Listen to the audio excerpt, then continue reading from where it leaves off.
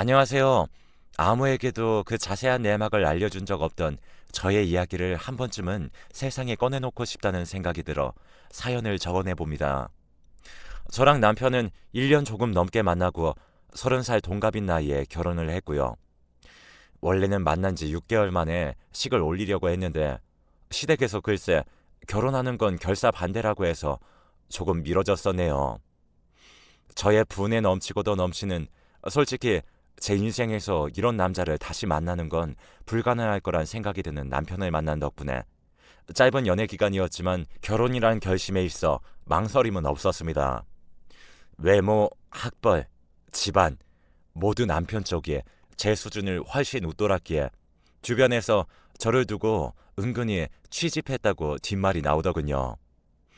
서울에 집이 있는 남편 쪽과 시골에서 남의 땅 빌려다가 작게 농사 짓는 저희 집안은 서로 너무나 달랐던 거죠. 평범한 외모에 보통인 학벌, 그저 그런 집안 수준을 가진 제가 대기업 다니는 잘나디 잘난 남자를 물었다는 것에 다들 배가 아팠나 봐요. 제가 들이대긴 했지만 먼저 결혼 얘기를 꺼낸 것은 남편이었어요. 적당한 나이에 그냥 빨리 결혼하고 싶다고 했었죠. 저는 그 말을 듣고 혹시 빨리 아이를 갖고 싶은 건가 짐작을 해봤습니다. 딱히 다른 이유는 떠오르지 않았거든요. 둘 중에서 상대를 더 많이 좋아하는 쪽을 고르자면 누가 봐도 저였기 때문에 열렬히 사랑해서 결혼을 하고 싶다기보다는 다른 이유로 결혼을 원하는 게 분명해 보였죠. 하지만 결혼하고 나서 보니까 남편은 딱히 아이를 가지고 싶어 하지 않았어요. 먼저 2세 계획 얘기를 꺼내는 법도 없었고 아이 관련한 이야기를 일절 꺼내지 않았어요. 임신 얘기를 꺼내는 사람이 있다면 그건 바로 다름 아닌 시어머니였어요. 지금 와서 적나라하게 표현해 보는 건데 시어머니는 처음부터 그다지 저를 마음에 들어하지 않았어요. 니까짓게 우리 집 잘난 장남을 꼬셨다는 그 원망과 의문이 담긴 문초리를 첫 만남에서부터 제가 읽어버렸거든요. 제가 나이가 많다는 어처구니 없는 이유를 대기도 하셨죠. 남편과 동갑인데 여자라는 이유로 나이가 더 많은 것과 다름이 없다는 겁니다. 제가 빠른 생일인데 그런 걸로 따져보면 제 쪽이 연상이 아니냐면서 못마땅해 하셨죠. 저는 빠른 생일이지만 연도에 따라 입학을 했습니다. 남편이랑 학년도 같아요. 그러니 시어머니의 발언은 그냥 제가 못마땅해서 그러신 거라는 생각밖에 안 들었네요. 나이 생각하면 부지런히 몸 만들고 임신해야지. 너 이러다 곧 노산된다. 시어머니의 타박에 이렇다 할 대꾸는 하지 못했습니다. 결혼하면서 집안 살림 가꾸느라 저는 퇴사했기 때문에 가까이에 사는 시댁과 좋은 관계를 형성하고 싶었기 때문이에요. 대학 입학 때부터 저는 줄곧 자취를 해왔기에 부모님과 거의 떨어져 지내느라 아쉬움이 있었어요. 이런 부분을 시부모님과 가까워지면서 채울 수 있다면 좋겠다는 생각을 갖게 되었죠. 시댁과 가족애를 만들고 싶었다는 건 지금 생각하면 그저 황당할 따름이네요. 제가 기우는 입장이었기에 제대로 어깨를 못 편 것도 있었지만 남편과 많은 대화를 하지도 않았고 신혼부부라면 응당 오가야 할 애정 표현도 적었기에 조금 주눅이 들었던 것 같아요. 그런 상황에서 저는 그래도 이상형인 남자와 결혼했으니까 승리자나 다름없다고 스스로 정신승리하며 지냈습니다. 제가 사춘기 시절에 객관적으로 제 외모가 예쁘지 않다는 것을 깨닫고는 그때부터 외모에 좀 집착을 하기 시작했어요. 그 여파 때문인지 남편에게 절대 맨 얼굴을 보여주지 않았고 언제나 눈썹과 입술 화장은 생략하는 법이 없었습니다. 여간 외모 컴플렉스가 있었던 듯 싶네요. 가뜩이나 그랬던 저에게 남편이 저와 결혼하게 된 전말의 내용은 정말 충격 그 자체였습니다. 남편의 옛날 폰을 보았는데 그게 판도라의 상자였던 겁니다. 동네 휴대폰 가게에서 안 쓰는 공기계를 가져다 주면 보상금과 사은품을 주는 이벤트를 하고 있길래 갑자기 집안 어딘가에선가 남편의 옛날 폰을 본 것 같다는 생각이 들게 되었어요. 분명 청소하다가 본 것 같았죠. 그래서 찾아보니까 정말 있더라고요. 그러면 안 됐던 건데 충동적인 호기심을 이기지 못하고 충전기를 연결해서 남편의 옛날 폰을 켜보고 말았습니다. 남편의 옛날 러브 스토리가 담겨있는 저장고였더군요. 둘의 대화 내용으로 미루어 보건대 여자 쪽 집안에서 남편과의 결혼을 반대하는 바람에 헤어진 것이었어요. 그런데 그 날짜를 보니까 남편이 저를 만나기에 불과 3개월 전이더군요. 이별의 후유증을 이겨내기 위해 저를 만나고 공허한 마음을 채우기 위해 그저 결혼을 원했던 겁니다. 놀라서 가슴이 쿵쿵 뛰는데 반대로 온몸의 피가 싹 가시는 기분이 들었어요. 그대로 바닥에 주저앉아 오래도록 그 옛날 폰에 들어있던 것들을 봤습니다. 봐봤자 저에게 무슨 이득이 있겠냐마는 미련하게도 멈출 수가 없었어요. 그리고 저를 가장 비참하게 만드는 사실은 따로 있었습니다. 바로 그 여자와 남편이 찍은 사진이었어요. 여자가 정말 예쁘더라고요.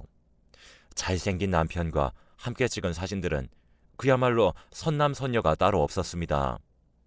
그게 저를 너무나도 초라하게 만들었죠.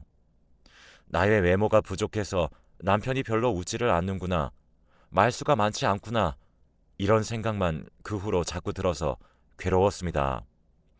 저의 눈에는 세상 누구보다 잘난 남편인데 이런 사람을 차버릴 수 있는 여자가 존재한다는 것이 믿기지 않기도 했어요. 무심하고 활력이 없는 남편을 보면서 아직 그 마음속엔 옛날에 그 여자가 존재하고 있기 때문이란 의심을 저버릴 수 없었습니다. 거의 자존감은 바닥을 치게 되었고 늘 남편의 기분을 살피며 시어머니의 잔소리에 고개를 숙이게 되었습니다. 그러다 어느 날 문득 마트를 다녀오는데 제 또래의 새댁들이 예쁘게 꾸민 것이 보이더라고요. 그러고 보니 요즘 제 친구들은 어떻게 사나 싶어 오랜만에 근황들을 살펴봤습니다. 다들 하나같이 잘 꾸미고 사는 것을 보면서 저도 제 스스로가 변해야겠다는 다짐을 하게 되었어요. 남편의 관심과 애정을 받는 아내, 시부모님으로부터 사랑을 받는 며느리를 목표 삼고 열심히 단장에 임했습니다. 남편이 아침에 따로 밥을 먹는 습관이 없어서 무가당 두유와 과일 몇 조각을 늘 내어줬거든요. 더 신경 쓰기로 하고 여러 가지 몸에 좋은 재료의 배합을 찾아서 신선한 과일과 채소를 갈아주기 시작했습니다. 저녁에는 늘 고기나 생선 한 가지를 메인으로 반찬 5가지에 국까지 준비했고요. 전에는 추리닝 같은 걸 집에서 입었는데 예쁘게 나온 홈웨어를 몇 벌 따로 사다가 돌려가면서 입었습니다. 남편에게 잘 보이기 위해 체중 관리며 피부 상태를 전보다 훨씬 더 예민하게 체크하며 관리했죠. 시부모님께도 더욱 신경을 썼어요. 소고기 장조림을 큰 솥에 끓여다가 시댁에 직접 배달하기도 했고 남편에게 보양식을 만들어준 날이면 사진 찍어다가 시어머니께 항상 보고를 드렸습니다. 집에서 살림만 하는데 남편 뒷바라지에 소홀히 하면 안 된다는 시어머니의 잔소리에는 이미 참을인이 박혀있던지라 잔소리를 원천 차단하고자 먼저 선수친 감도 없진 않았네요. 이상적인 현모양처가 되어서 남편을 내조하는데 온 힘을 다했어요. 결코 쉽지 않은 대기업 회사 생활을 해나가는 남편이 받을 스트레스를 걱정해서 컨디션 관리에 특히 정성을 쏟았고요.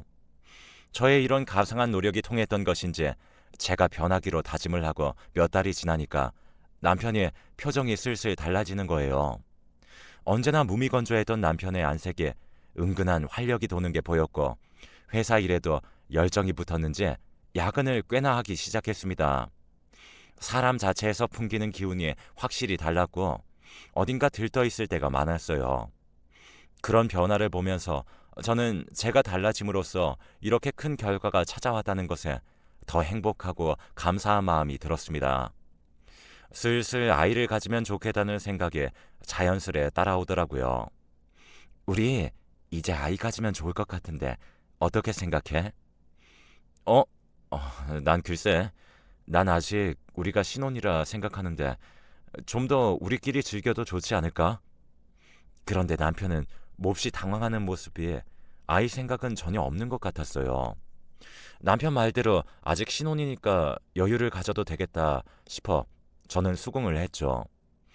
때가 되면 자연스럽게 이루어지겠지 싶었어요. 그러나 영영 그럴 일은 없었습니다. 결혼 직후보다 훨씬 순조롭게 흘러가던 저의 일상은 단 한순간에 엉망이 되고 말았어요. 그날도 신경 써서 아침 건강식을 차려놓고 안방으로 가보니 남편이 아직 씻는 중이었어요. 화장실 앞 건식 세면대에 남편의 휴대폰이 놓여 있는 게 제 눈에 들어왔죠. 화면이 켜져 있길래 슬쩍 가서 보고 말았습니다. 대화창을 딱 보자마자 이걸 파헤치면 저는 또다시 판도라의 상자를 열게 되는 것임을 직감할 수 있었어요. 상대방의 말투, 저장된 이름도 여자가 분명했습니다. 그냥 이대로 휴대폰을 내려놓고 돌아설까 말까 내적 갈등을 하고 있는데 저의 귀에 샤워기 물줄기 소리가 계속 들려왔습니다.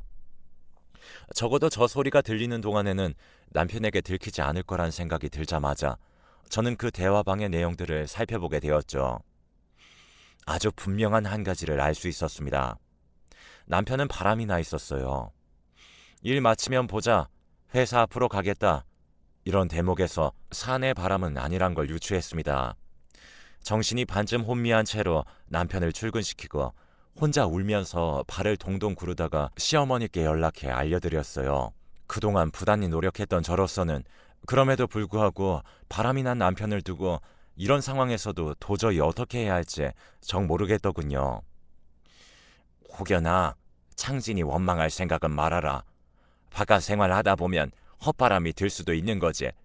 잠시 지나가는 바람이고 불고 나면 끝이니까 넌 함부로 경거망동하지 말고 그냥 모르는 체 하면서 있어. 그럼 다 괜찮을 거다. 무슨 얘기인지 알아들었지? 저보고 좀 있으면 시간이 지나면서 해결이 될 거라고 시어머니는 계속 그렇게 말씀하셨어요.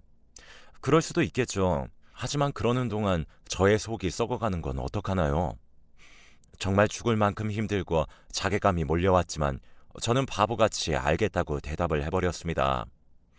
제가 원한 건 오로지 하나, 남편과의 행복한 결혼 생활이었거든요. 다른 건 원하지 않았기에 제발 이 가벼운 바람 뒤에 모든 것이 제자리로 돌아오기만을 바랐어요. 그러나 그 바람은 시어머니 보장대로 그저 불고 마는 것이 아니었습니다. 오히려 그 자리에 멈춰서서 강렬한 바람으로 저를 날려버릴 태풍이었어요. 남편이 아직도 상간녀를 만나고 있다는 것에 저는 참다가 시댁에 찾아가서 시어머니께 따지듯 하소연을 했습니다. 지금까지는 그 조언을 따라 모르는 척 가만히 있었는데 암만 기다려도 둘이 헤어지지를 않으니 어쩌면 좋겠냐고 말이죠. 그런데요, 눈물을 머금은 저를 앞에 두고 시어머니가 꺼낸 말은 정말 추악했습니다. 너 설마 아직도 내 아들한테 사랑받고 싶어서 아등바등하고 있었니? 네? 어머니, 갑자기 그게 무슨 말씀이세요? 나는 네가 마음을 조금 접은 줄로만 알았지.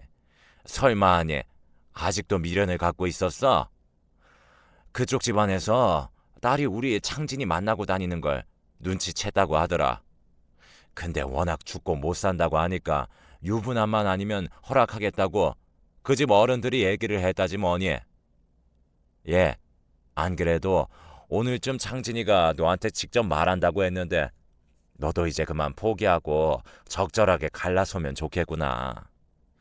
저는 이런 종류의 반전 드라마를 기다린 적도 원한 적도 없었어요. 그런데 난데없이 뒤통수를 거하게 맞으니까 정신을 못 차리겠더라고요. 이게 다 무슨 소리인가 싶었습니다. 어이가 없었고 이해조차 되지 않았습니다. 제가 왜 그래야 하는데요?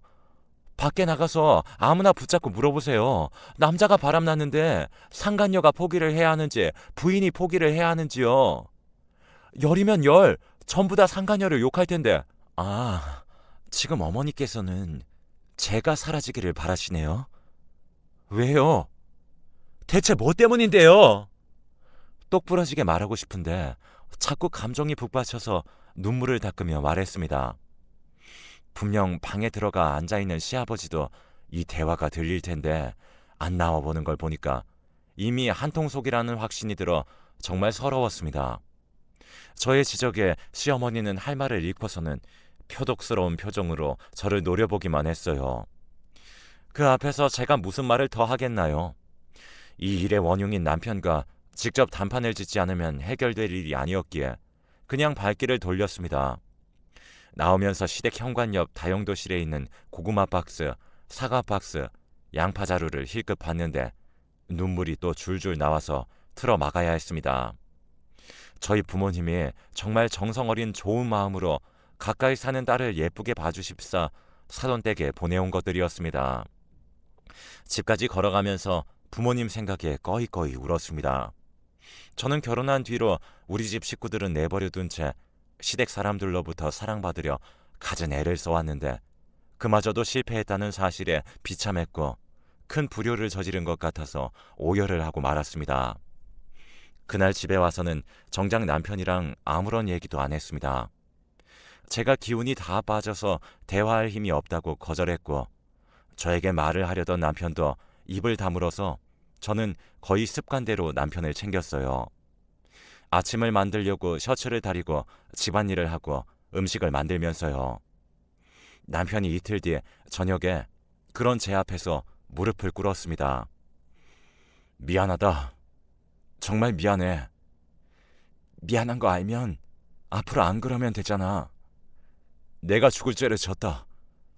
나 죽도록 원망해도 욕해도 좋아. 그냥 이혼만 해주라. 기가 막혀서 제가 받아칠 말이 없더라고요. 남편의 입에서 너무나 쉽게 나온 이혼 소리에 헛웃음이 흘렀습니다. 저랑 결혼하기 전에 크게 실현당해서 정신이 나갔었다가 이제 다시 새로운 사람 찾으니까 활기가 돌았었나 봐요. 남편은 예뻐 보이려던 저의 노력 때문이 아니라 상간녀를 만나면서 웃음을 되찾았던 겁니다. 그리고 남편이 그러더군요. 저랑 결혼하기 전에 크게 실현을 당해서 다시는 사랑 못할 줄 알았는데 상간녀 만나고 가슴이 뛰었다고요. 바람난 사실을 알고 나서부터 진작에 마음먹고 있었지만 직접 본인에게 확인 사살 당하고 나니까 정말 죽고 싶더라고요. 그동안 저는 허짓거리하면서 혼자 별의별 생쇼를 다 했던 거예요. 비단 부부로서만이 아니라 인간 대 인간으로서 남편에게 실망감이 들었어요. 제가 베푸는 호의는 다 받아먹으면서 낼름 입을 싹 닦아버린 시부모님 두 분은 말할 것도 없었죠. 그리고 남편이 만난다는 상간녀의 정체에 의문이 들었습니다. 얼마나 잘났기에 멀쩡한 유부남 자식을 이혼남 만들어서라도 시부모님이 나서서 엮어주고 싶어 하는지 궁금해졌어요. 웬만하면 제가 아무것도 모르는 채로 이혼해주길 남편은 학수고대했겠지만 그게 뜻대로 되나요? 남편의 폰에서 사진을 봤는데 이름이며 얼굴이며 어디선가 본 적이 있는 것처럼 낯이 익다 싶었거든요.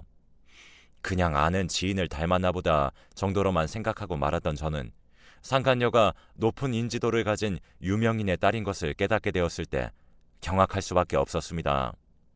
여러모로 놀라울 따름이었네요. 그 조건에 그 얼굴이면 남자를 골라갈 수도 있을 텐데 굳이 제 남편과 눈이 맞은 게 일단 신기했고요. 시부모님이 눈이 뒤집혀서 박힌 돌 없애고 굴러 들어온 돌 맞이하려고 애를 쓰는 이유도 납득이 되었습니다. 시어머니는 저에게 두 손 모아서 싹싹 빌어댔죠. 예, 제발 이혼만 해다오. 말을 안 하고 살아서 그렇지 우리 집에 고된 일들이 정말 많았다. 내가 정말 창진이 하나 잘 키운 걸로 그나마 위로받고 살았어. 그런데 이제 말년에 팔자 좀 피고 싶다는 생각이 드는구나. 우리 창진이가 해준다잖아. 너 하나만 조용히 물러나주면 다 풍족하게 누릴 수 있다는데 이 가련한 노인네한테 온정 베푼다고 생각하고 이혼해주면 안 되겠니? 시어머니 말씀에 제가 꿈이라도 꾸나 싶었네요. 결혼이며 이혼이 장난하는 것도 아니고 제가 고작 그런 설득에 넘어가줄 이유가 어디 있단 말인가요? 제 의견은 언제나 저 멀리 뒤로 접어두었던 과거에 저는 이제 없었습니다. 온 마음과 진심을 바쳐서 호의를 베풀었더니 저를 호구 취급하는 사람들에게 더 이상 져주고 싶지 않았어요. 얼마 지나지 않아 남편과 저는 별거에 들어갔습니다. 아니죠. 정확히 묘사하자면 저는 변함없이 그대로 있었는데 남편이 집을 나가버린 것이었죠. 저를 떠나 그 상간녀에게로 가버렸습니다. 상황이 그렇게까지 되자 더 이상 숨길 수가 없어서 저희 부모님께 사실을 말씀드렸고요. 말도 못하게 속상해하셔서 저의 마음도 찢어지는 것만 같았습니다.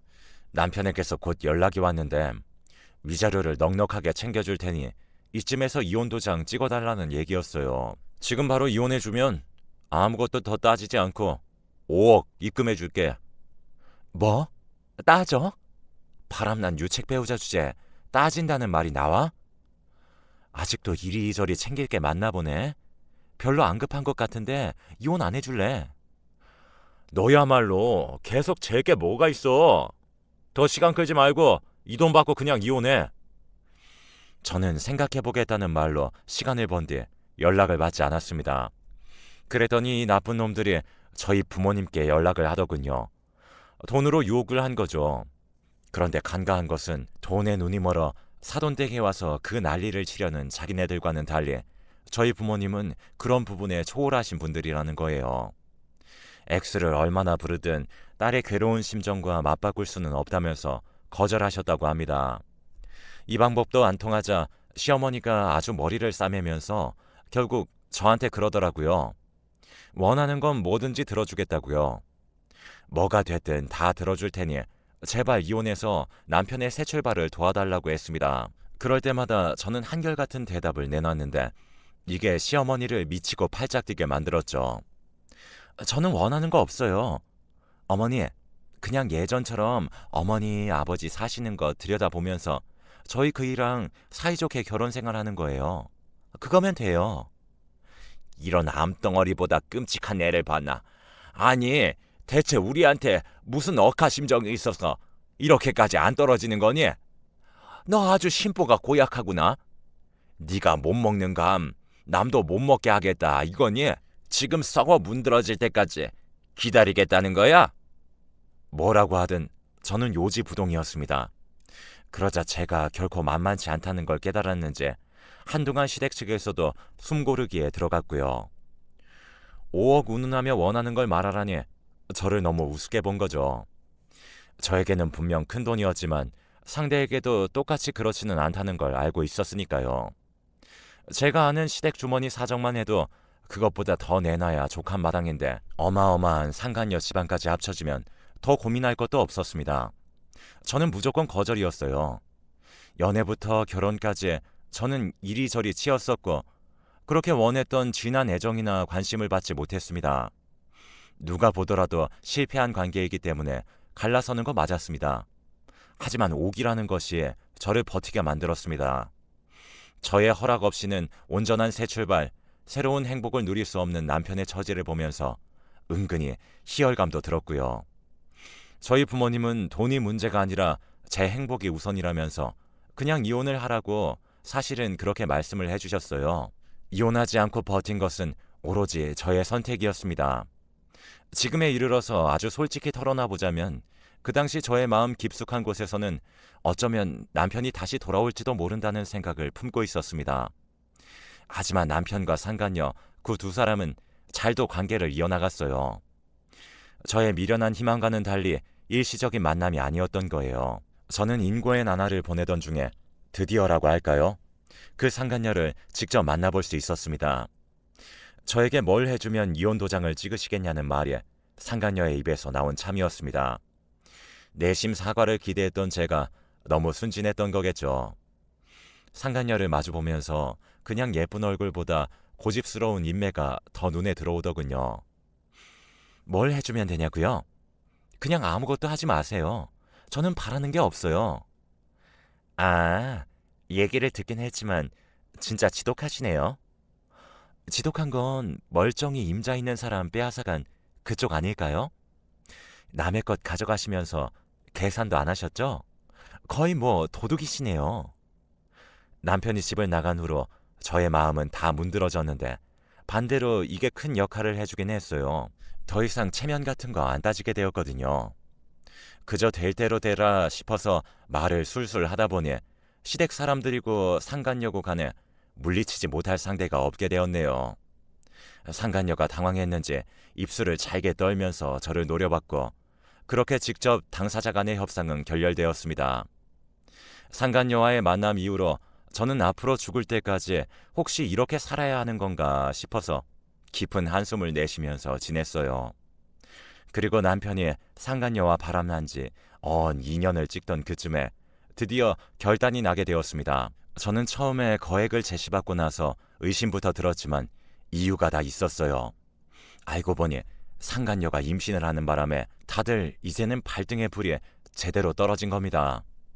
유명인의 딸이 미혼인 상태로 임신을 했는데 게다가 상대는 유부남인 게 밝혀지면 끝장이었으니까요. 악바리로 버티는 저를 보면서 부모님이 근심이 날로 깊어지고 있던 참이었기 때문에 저도 더 이상 끌지 않기로 했습니다. 이혼 서류뿐만이 아니라 비밀 유지 각서에도 도장을 찍었습니다. 구두상으로라도 남편과 상간녀 얘기를 퍼뜨리며 실명을 언급하지 않겠다는 서약이었죠. 저는 제 가까운 친구들에게조차 상간녀의 집안이나 실명을 거론한 적이 없었기 때문에 무사히 조건이 성립할 수 있었습니다.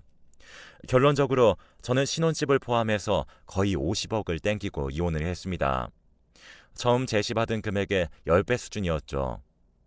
2년이란 인고의 시간을 버텨낸 끝에 맛본 달콤함이었어요.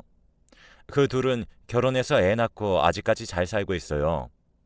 화목할지 어떨지 내부 사정은 제가 모르지만 겉으로 드러난 건 그렇네요. 혹시나 꼬투리 잡혀서 이혼 과정에 흠 생길까봐 조심하며 살았던 저는 이혼 이후로 여행도 많이 다니고 남자도 만났어요. 결혼 생각은 딱히 안 들어서 연애만 하고 있는데 일상의 여유가 넘쳐 흐릅니다. 이혼 직후만 해도 마음의 상처가 남아 있었는데 몇 년이 흐른 지금은 다 아물었어요. 저의 자존감 낮은 비참했던 결혼 생활은 알고 보니 로또보다 더한 대박이었습니다. 간만에 그 인간들을 남편, 시어머니라고 지칭해보니 어색하면서도 새로웠네요. 임금님 기는 당나귀 길을 외쳐본다는 심정으로 적고 나니까 은근히 속이 후련합니다.